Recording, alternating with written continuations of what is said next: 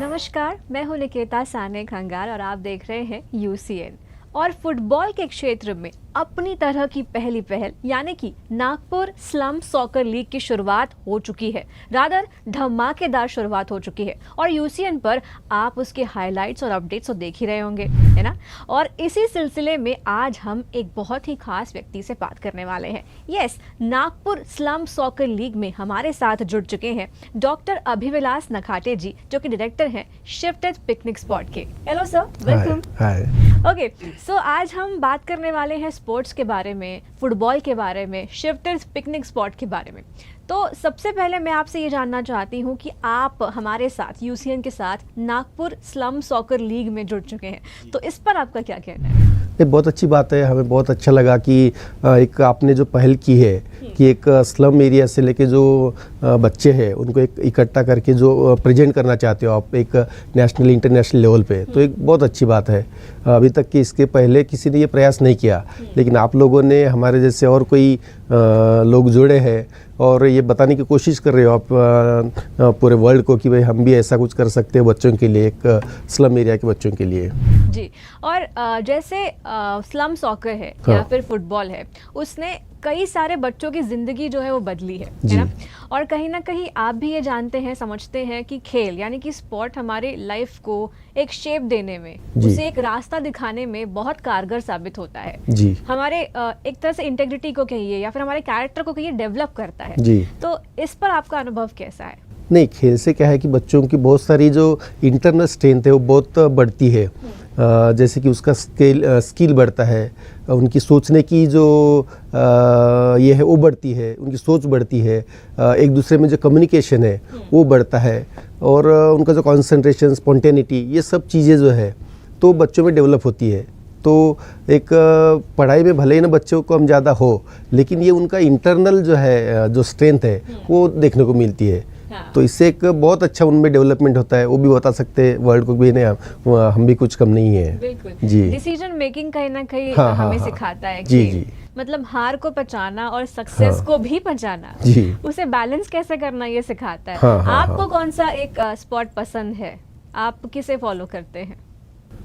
वैसे तो मैं कोई बहुत ऐसे कुछ गेम खेले नहीं हूँ, लेकिन बीइंग द प्रोफेसर, जैसे कि हमारे भी स्टूडेंट्स बहुत सारे हैं। हाँ। हमारे कॉलेज का जो उमेश यादव है वो हमारे कॉलेज से बिलोंग करता है। जी, तो इसलिए फिर लगे कि नहीं, बच्चों में ये चीज़ें जो है, भले वो भी बहुत इस्लाम एरिया से था उमेश यादव जो है, तो लगा कि भाई नहीं, ऐसे बच्चे आ सकते हैं इस इसमें। तो तब से लेके फिर हमने भी सोचा कि नहीं, ऐसी कुछ चीज़ें होनी चाहिए। और आपके साथ जो हमारा फिर कम्युनिकेशन हुआ तो बहुत अच्छा लगा कि भाई इन बच्चों के लिए अगर कुछ हो सकता है तो हम करें, तो इसलिए आपके साथ जुड़े। क्या बात है। अच्छा, अगर हम स्पोर्ट्स की बात करें, खेल की बात करें, तो कई बार ऐसा होता है ना कि खेल में नियम है कि जब तक आप मेहनत नहीं करते आपको सक्सेस नहीं मिलता। जब तक आप स्ट्रगल नहीं देखते तब तक आपको जीत क्या होती है समझ में नहीं आता। तो ऐसा कोई एग्जांपल आप हमारे साथ शेयर करना चाहेंगे जहाँ पर आपकी लाइफ में भी थोड़ा बहुत स्ट्रगल रहा हो, लेकिन आपने उसे उसका सामना किया है, या फिर कठिन परिस्थिति को देखा है लेकिन आपने हार नहीं मानी है, या कोई किसी को देखा हो आपने, कोई ऐसा एग्जाम्पल? नहीं, उसका एग्जाम्पल तो मैं ही हूँ, क्योंकि एक बहुत ही छोटे गांव से मैं यहाँ तक आया हूँ। यहाँ पर कोई पहचानता भी नहीं था मुझे। हाँ। तो फिर यहाँ आके हम हॉस्टल में रहते थे। खुद का जो खाना बनाना, कपड़े धोना और जो भी चीज़ें थी हमने किए। यहाँ से कॉलेज जाते वक्त हम यहाँ से यानी साइकिल से जाते थे कोराडी तक के। अच्छा। हाँ, तो ये सब चीज़ें देखे हमने, घर की जो परिस्थितियाँ, गांव की परिस्थिति, तो हमें लगता था कि भाई कुछ ना कुछ करें। तो वो एक मोटिवेशन था कि गरीबी का मोटिवेशन, वो भी एक मोटिवेशन होता है। पुअरिटी का जो मोटिवेशन होता है कि नहीं, क्योंकि हम वो चीज़ दिखते हैं जो उस एरिया में रहते हैं या फिर परिस्थिति में रहते हैं, तो बड़े लोगों को देख के भी लगता है कि नहीं हम भी ऐसे बने। तो एक बहुत बड़ी एक ये होता है। और जो पुअरिटी से जो बच्चे आते हैं उनमें एक बहुत अच्छी जिद होती है। तो ये भी एक हमें लगा कि भाई नहीं, इस ऐसे बच्चों के लिए अपन ने भी कुछ करना चाहिए। जी। राइट। तो जिद कहीं ना कहीं हमें हाँ। अपने मुकाम तक पहुंचाती है। अगर लाइफ में जिद ना हो, हाँ। जीतने की जिद ना जीतने की जिद ना हो, तो थोड़ी सी दिक्कत हो हाँ, जाती हाँ, है। हाँ। अच्छा, अगर मैं आपसे पूछूं कि शिफ्टर्स की शुरुआत कैसे हुई, तो कैसे, क्या बताएंगे? हाँ, वो भी एक हमारा एक एक्सपेरिमेंटली था कि जैसे कि हमें लगता था कुछ ना कुछ बिजनेस करें। एक हम कुछ जो लोग हैं, फ्रेंड्स और रिलेटिव्स इकट्ठा आके हम वहाँ पर वो शुरू किए भी कुछ चीज़ें करना चाहिए। पहले तो हमने खरीदी खेती, फिर बाद में लोगों से इकट्ठा किए। तो फिर वहाँ हमने पहला प्रयोग किया कि खेती का प्रयोग किया हमने, एग्रो टूरिज्म शुरू किया। पहले खेती किए, फिर वहाँ पर बहुत कुछ ऐसा सक्सेस नहीं मिला। अनार वगैरह लेते विदर्भ के सबसे बड़ा प्लांट था हमारा वो अनार का, बाकी प्लांटेशन भी किया हमने, लेकिन ऐसा कुछ वहाँ पर अनार के लिए सक्सेसफुल नहीं रहा है एनवायरनमेंट। तो फिर हमने सोचा कि चलो एक एग्रो का वहाँ पर बेस तैयार हुआ है तो क्यों ना हम एग्रो टूरिज्म शुरू करें। तो एक एग्रो टूरिज्म शुरू करने के बाद भी हमारे मन में यही विचार था कि जो स्कूल कॉलेज के जो बच्चे हैं तो वो तो किताब में पढ़ते हैं कि भाई कौन सा पेड़ कैसे होता है कैसे, लेकिन एक्चुअली उन्होंने देखा नहीं होता है। तो फिर हमने एग्रो टूरिज्म से शुरुआत की वहाँ पर, वो जो पिकनिक स्पॉट की हमारा पहला एग्रो टूरिज्म ही कॉन्सेप्ट था वहाँ पर। फिर धीरे धीरे सलाह कि बच्चों को और कुछ एंटरटेनमेंट के चीज़ें होना, इसलिए वहाँ पर हमने कुछ पूल किए, स्विम वाटर पूल किए और बाकी एडवेंचरस गेम किए कि भाई उनमें वो भी चीज़ डेवलप हो। एडवेंचर करने से बच्चों में स्पॉन्टेनिटी, स्ट्रेंथ, ये सब चीज़ें बढ़ती है, डेयरिंग आती है उनमें, कंसंट्रेशन बढ़ता है उनका। तो एग्रो टूरिज्म के साथ हमने ये भी डेवलप किया वहाँ पर। तो फिर वहाँ पर और गॉड गिफ्टेड नेचुरल लेक भी है, तो उस हिसाब से फिर हमने बोटिंग भी शुरू किए। वो भी बोटिंग हमारे जब मुंबई गोवा के बाद पहली बार हमने विदर्भ में वो बोटिंग शुरू की है। उसमें बनाना बोट है, सोफा बोट है, कयाक बोट है। तो ये चीज़ें जो है तो टूरिस्ट को बहुत अच्छा अट्रैक्ट करती है। तो ये 3-4 जो चीज़ें हमने इकट्ठा करके एक अच्छा स्पॉट बनाने की कोशिश की है। अभी तो अच्छा रिस्पांस है लोगों का, बच्चों का। जी ओके, सो अगर फुटबॉल की दुनिया देखा जाए तो बहुत बड़ी है, लेकिन फुटबॉल की दुनिया में स्लम सॉकर का अपना अलग नाम है। नागपुर स्लम सॉकर लीग अपने आप में एक अलग पहल है। तो वैसे टूरिज्म इंडस्ट्री में शिवतीर्थ की क्या खासियत है जो आप बताना चाहेंगे? जी, जैसे कि मैंने आपको बताया कि एक जो एग्रो टूरिज्म जो था एक अच्छा कॉन्सेप्ट है, यहाँ पर अभी डेवलप हो रहा है। इसके पहले ये पूना साइड में जो है ये डेवलप था एग्रो टूरिज्म करके, बाकी फिर इधर विदर्भ में नहीं था। लेकिन एक बड़े पैमाने पे एक शिवतीर्थ पहली स्टेप है एग्रो टूरिज्म की। यहाँ पर जो जब वो एग्रो टूरिज्म का कॉन्सेप्ट शुरू हुआ, अभी तो बहुत सारे एग्रो टूरिज्म शुरू हुए हैं, लेकिन हमने जो पहल की एग्रो टूरिज्म की तो उससे ही वो नाम जो है विदर्भ में कहीं पर तो भी ये फैला हुआ है कि एग्रो टूरिज्म ऐसा भी कुछ होता है कॉन्सेप्ट, जैसे कि पूना की तरफ होता है। फिर एग्रो टूरिज्म के साथ ये कुछ चीज़ें और एंटरटेनमेंट के लिए हमने एक जोड़े हैं। लेकिन वो एक अच्छा कॉन्सेप्ट है क्योंकि फैमिलीज जो है जिन्होंने वो अब पूरी दुनिया देखी है, जगमगाहट देखा है, बाकी शहरी वातावरण देखा है, तो उन्हें भी लगता है कि हम नेचर के साथ जुड़े। तो अभी भी लोग आते हैं तो वो देखते हैं पेड़ पौधे हैं वहाँ पर, बाकी सब चीज़ें जो है ग्रामीण चीज़ें जो है, तो ये देखने के बाद उनको एक अलग सा सुकून होता है। हमारे यहाँ बचपन के खेल है जो हमने गिल्ली डंडा, हाँ भंवरा है, तो लोगों को वो याद ना रखते हो या फिर अपने डीपी पे वो बाकी चीज़ें नहीं रखेंगे, लेकिन वो भंवरा खेलते वक्त की चीज़ें रखेंगे, गिल्ली डंडे वाली चीज़ रखेंगे। तो ऐसी कुछ चीज़ें, बैलबंडी की सवारी उनको बहुत अच्छी लगती है।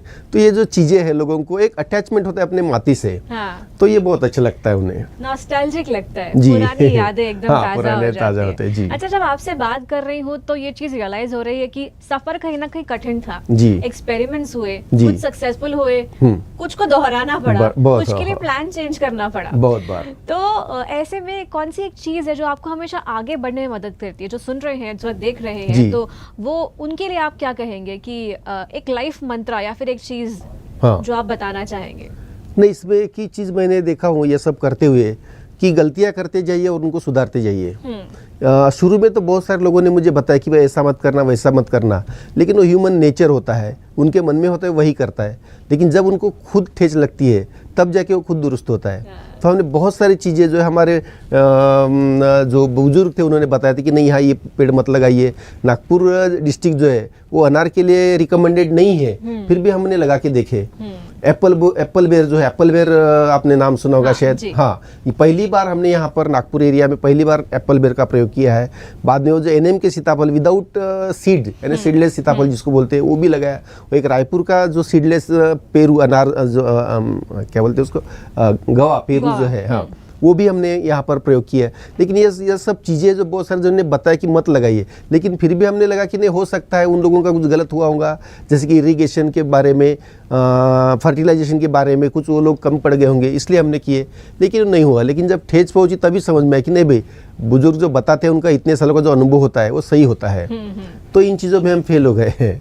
बहुत सारे जनों ने ये भी बताया कि भाई आप जो भी कर रहे हो अभी एक्टिविटीज़, तो आप पहले घूम के आइएगा बहुत बार, लेकिन वो नहीं जा पाए, तो इसलिए हमारी गलतियाँ बहुत सारी हो गई। लेकिन गलतियाँ उससे सुधरता है आदमी, अपनी खुद की गलती है जो उसी से वो सुधरता है, दूसरे के बताने से वो उतना केयर नहीं करता है। मतलब गलतियां होने के बाद रुकना नहीं चाहिए, हाँ, दूसरी और करना है। नहीं, गलतियां ही हमारी जो है पहली स्टेप है, जहाँ अपन ने आपकी चीज गुमी हो, जहां आपकी चीज गुमी हो वहीं पर उसको ढूंढना चाहिए, क्योंकि वो आपका इन्वेस्टमेंट होता है। बिल्कुल जी। तो जो प्लेयर्स हैं, जितने सारे प्लेयर्स हमारे साथ जुड़े हुए हैं, हार जीत तो बात की बात है, सारे जो खिलाड़ी हैं नागपुर स्लम सॉकर लीग के, उनको आप अपनी तरफ से क्या एक मैसेज देना चाहेंगे? नहीं, मैं तो यही कहता हूँ कि स्लम सॉकर जो ये है, इन्होंने कभी खुद को कमज़ोर मत नहीं समझना चाहिए। दूसरी बात मैं आपको ये बताना चाहता हूँ कि जितने भी वो हाई रिच जो स्टूडेंट या प्लेयर्स रहते हैं, उनसे कई गुना ज़्यादा स्ट्रेंथ जो है इनमें रहती है, क्योंकि इन्होंने परिस्थिति देखी हुई रहती है, उनसे झगड़ चुके होते रहते हैं, इसलिए इनमें बहुत सारी ताकत स्ट्रेंथ रहती है। जब इनको एक दिशा मिल जाए या फिर कोई तो भी उनको अपना के उनको प्रमोट करे, तो ये पूरी ताकत लगा के खेलते हैं या फिर डेवलप करते हैं खुद को।